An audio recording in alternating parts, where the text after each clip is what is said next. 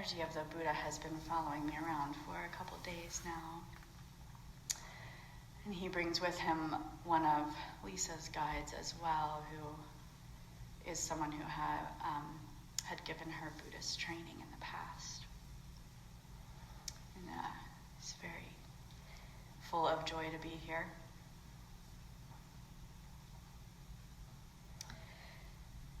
And they bring with them, which is interesting, because we think of the Buddha as representing enlightenment, but they bring with them, they welcome them with them, the dark goddess. And they're here not to first talk about enlightenment, but to talk about going into the darkness.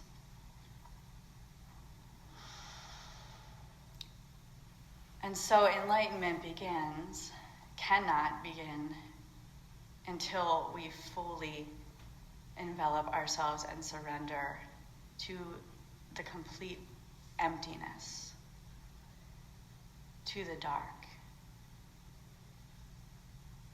Because we cannot let go of all of the things that we are holding on to define ourselves unless we surrender to this emptiness, to this silence, and to the total deprivation. So it's an interesting challenge because, as Lisa said earlier, it can be frightening, but it's only frightening if we bring with it resistance, and if we come from a place of fear and from a place of holding on to who we wish to be or who we think we are, who we define ourselves as in this life. And so if we can allow the darkness to teach us, if we can let the dark goddess take our hand and be guided by the Buddha as well, knowing that the eventual destination is enlightenment, then perhaps we can step into this with less fear, and knowing that the darkness can be loving and restorative.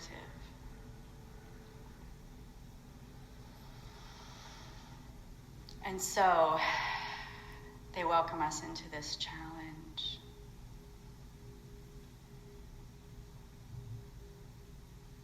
And they want us to just begin to try to trust that darkness is the path to peace. And so first they ask each of us to bring to mind one element of our earthly life that we think defines us. So whether it's mother or teacher or, your vocation, picture that part of yourself. Maybe picture yourself actually doing that activity.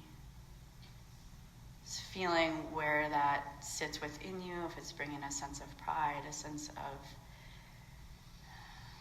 self.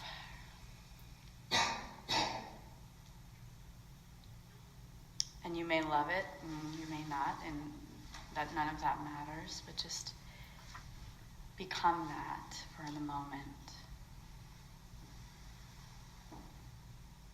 And now they're asking you to watch that fade into darkness.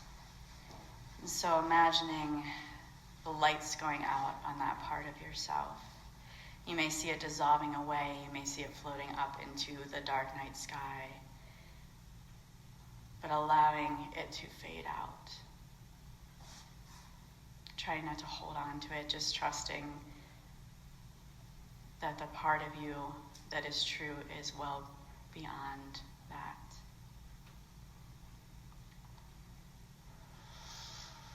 Taking a breath around that.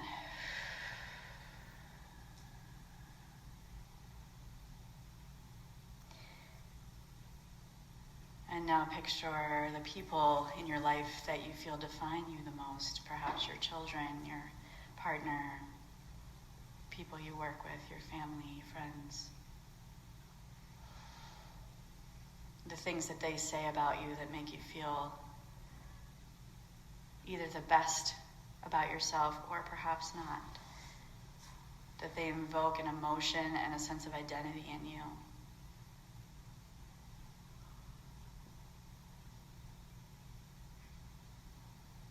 And notice where you feel that in your body. And with a breath, let the blackness come and darken it out, letting it go, dissolving into the darkness.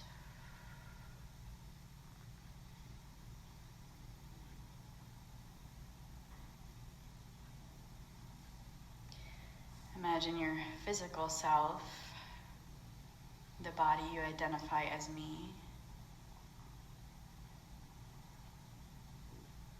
The things you love, the things you wish were different.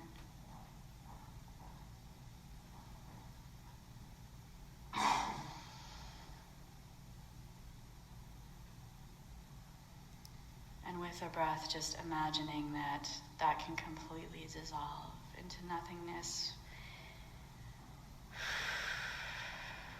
Maybe seeing the particles spread out and out into the night sky, into the universe, into creation, until there is nothingness. And so the dark goddess stands before us.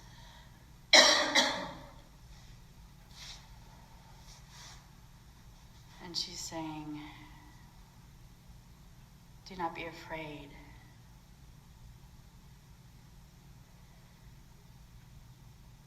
For you will find the truest piece of your soul only when you release that which you hold close.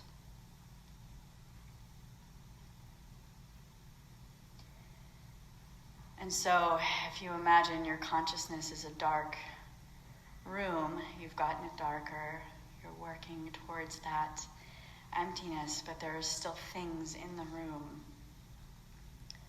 that you're keeping close, things that you really do love, and that's okay. But loving something by holding it and owning it is not how we truly experience love on a soul level. And so there's some things that we are all still holding in this room. And she's saying, if we continue to keep these things in the room with us, when the light of enlightenment comes through, when that pinhole of intensity of love comes through the darkness, it will cast shadows around, because there's still things to make shadows with in the room. And those shadows are what creates illusion and what confuses truth. And so the only way to have the light be pure and to really understand the beauty of that love of God, of enlightenment, the consciousness that the Buddha brings, is by having an empty room where no false shadows can be created. And so she's saying, as an exercise to this, you can't expect it to happen overnight, and it could happen in a moment, in a snap.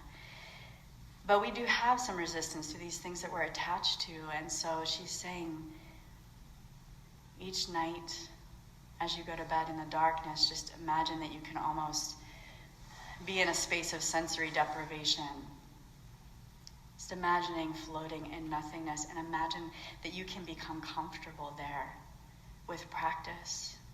That you can imagine the darkness welcoming you and loving you, because the darkness is burning away that which you don't need.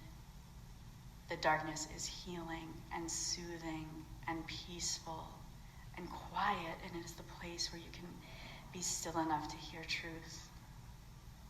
Be empty enough to be that space where when that light comes in, you will know that it is real.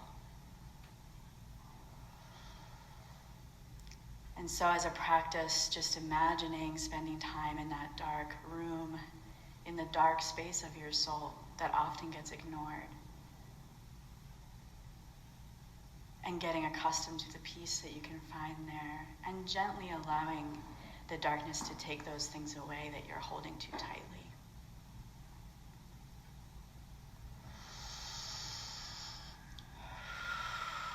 And so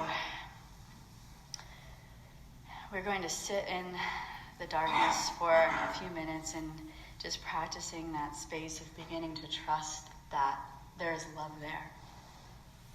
And knowing that the Buddha is there, that the Christ consciousness is there, that the goddess is there, that all of these manifestations of the light are always around us and available to us, and just because we are surrendering to the darkness does not mean they're not there. They are always there offering the light, but they want to wait for that space to be ready for it.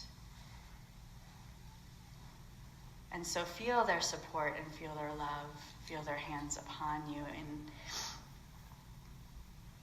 absolute adoration for your soul.